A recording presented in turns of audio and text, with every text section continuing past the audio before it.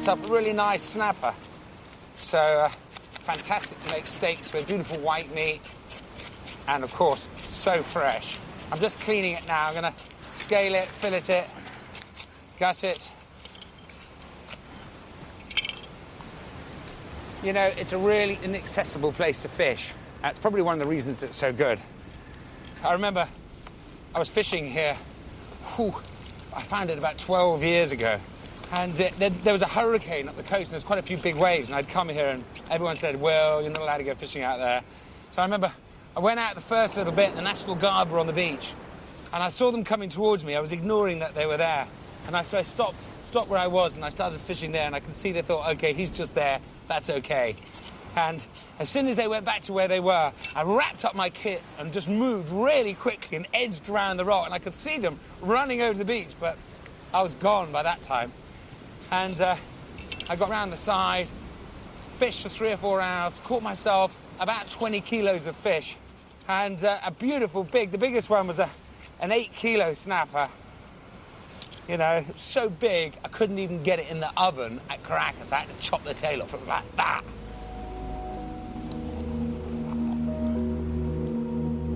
Okay, I'm going to fillet it, make some nice steaks, and then I'm just going to simply get some black pepper, fresh salt, chili flakes, a little grating of cacao, mix it up, grind it up, and then sprinkle it over. And I mean, I could do that chicken, meat, whatever.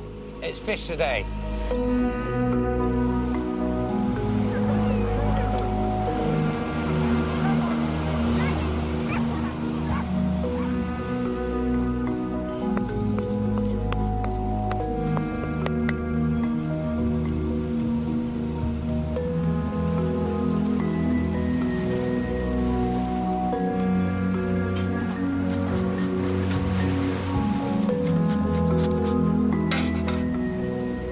So yeah, this is really similar to salt and pepper squid.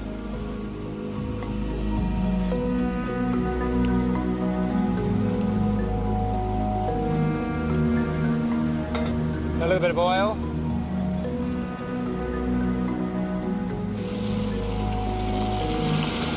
First thing you can smell is the chili, you know, rising up in your nose. And then you're mixed with the smell of the pepper and the cacao. Really aromatic.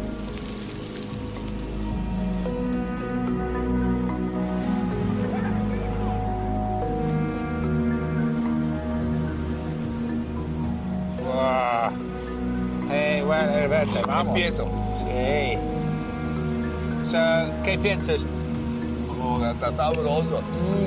¿El grandote? Coño. ¿Que se fue? Está esperando que vuelvas. ¿En la tuya?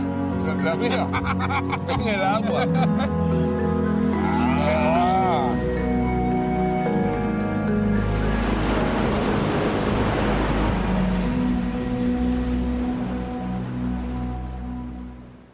But the challenge of producing a brand new chocolate bar to enter the toughest market in Britain still lies ahead.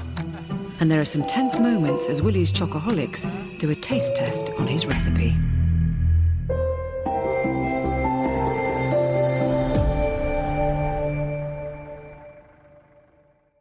Even if Willie can sort out the logistics of setting up a new factory from scratch, everything will depend on whether he can produce a new chocolate bar which stands out against tough, mass-produced competition.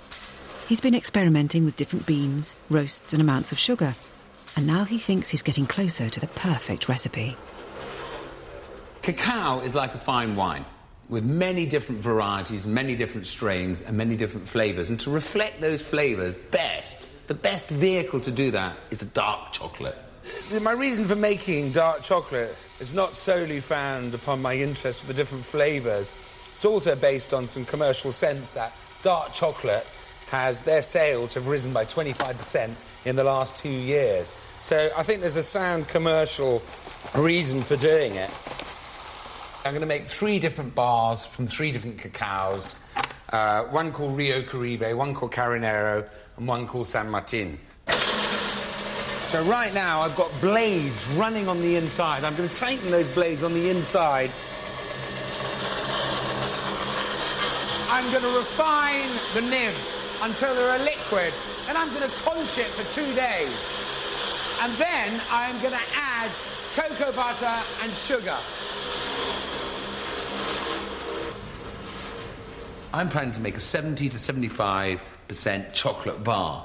Now, to me, that represents flavour. That's got real quality in it. Well, I mean, a good way of representing of the quantities of cacao, if there's 20%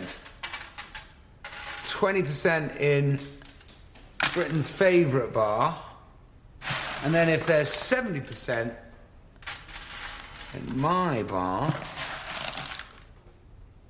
So, you know, for me, where's the flavour? You know, is it going to be in, you know, Britain's favourite bar, which has got this in it, or is it going to be in my bar?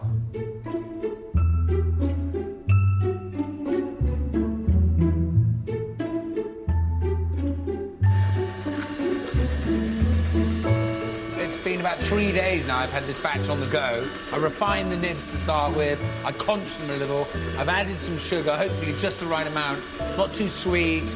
You know, I don't want to detract from the flavour of the cacao, and yet I want it to enhance it. This machine's key for me. I mean, it gives me a chance, this machine, to experiment in small quantities. My first sample note they sent me, and I can't resist, you know, to make a little bar out of it, really. And these are my first bars. A bit like having a baby. I'm sure having a baby's better.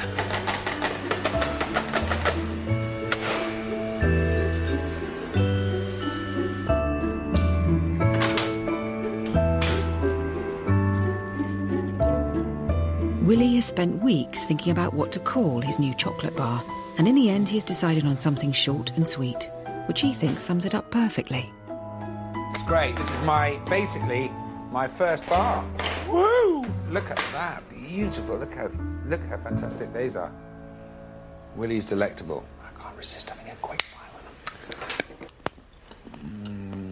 with them. That's beautiful. Fruity and intense. That's fantastic. And they've come out really, really well. Now, the real test, we'll see what Tanya thinks of it. You know, she can be quite constructive with her criticism. And as long as it's that, that's fine. If it's not, I can't deal with it.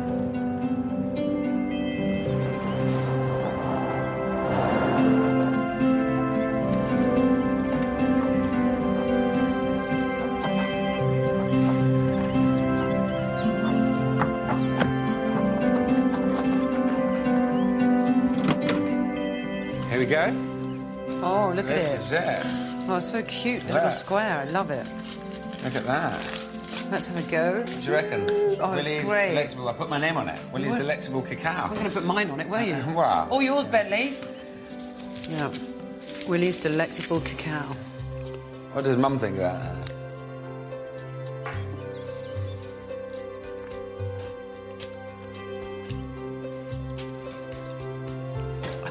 I think it's incredible. Yeah? It is. It's amazing. Definitely, I ticked a box there with her because we definitely made the right decision about building the factory. I mean, there's the chocolate, you know, that's what we've made. I love it. We need to make a cute little box for it. Yeah. But life would be simple if Willie only had to convince his wife. He also has to convince a nation of chocolate lovers who are used to highly processed, sweet confectionery. So he's created a local chocolate focus group. Most of the 10 hadn't even heard of real chocolate, let alone tried it, before they agreed to undergo Willie's chocolate re-education. I am making some chocolate cinnamon buns for the Chocoholics. Up to now, I've been making chocolate which only my family have tried. Tomorrow, finally, my chocolate group are going to try the chocolate I've made. They've tried the other stuff. I've given them some bars to go away with, some dark chocolate. But tomorrow, I'm thinking they're going to hit real flavour, because I've got some chocolate that I don't think they'd ever tasted the like of before. So I've got flour, pinch of salt, 25 grams of sugar. I'm going to whiz all of that up. A little bit of butter.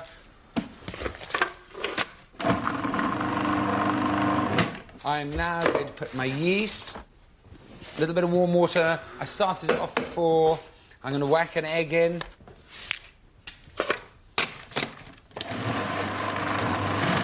Yeah, and 150 mils of water and a little sachet of yeast. I put a tiny sprinkle of sugar, dark brown sugar, just to get it going. So now, let me have a little look. That's beautifully soft, not wet. So out it comes. I'm going to leave it in now to rise for a couple of hours. So I'm just going to make my filling, a little paste, OK? Cacao, butter, some sugar, some nice swollen raisins in rum, soaked in rum, obviously. I'm going to roll out my dough. I'm going to paste over my ingredients that I'm making here, and not quite to the edges. I'm going to cut it, you know, in inch-thick strips, lay it out, and let it rise for an hour. And then sprinkle a little bit of cinnamon and sugar. I'll just add a couple of tablespoons of cream. So I'll put some nuts in, 50 grams. I remember my squirrel story. I bought this little BMW, 316, beautiful, £400 at one of those car auctions. My mate said to me, Will, go and buy yourself a car, get a great deal. I bought it, I'm driving along the road, and out runs this squirrel. And the car hits it, and I think, oh, my God. And I get out, and there's no squirrel. I mean, not that we like them anyway, and I'm looking for everywhere. And then a couple of days later, suddenly, this smell appears. I think, oh, my God. Immediately, I realise, squirrel, it's got to be. I get under the car, I lift the bonnet, I pull the tubes off. I cannot find the squirrel anywhere. Squirrel has crawled up somewhere inside the car, gone rotten, and now we can't drive the car. I had to sell it.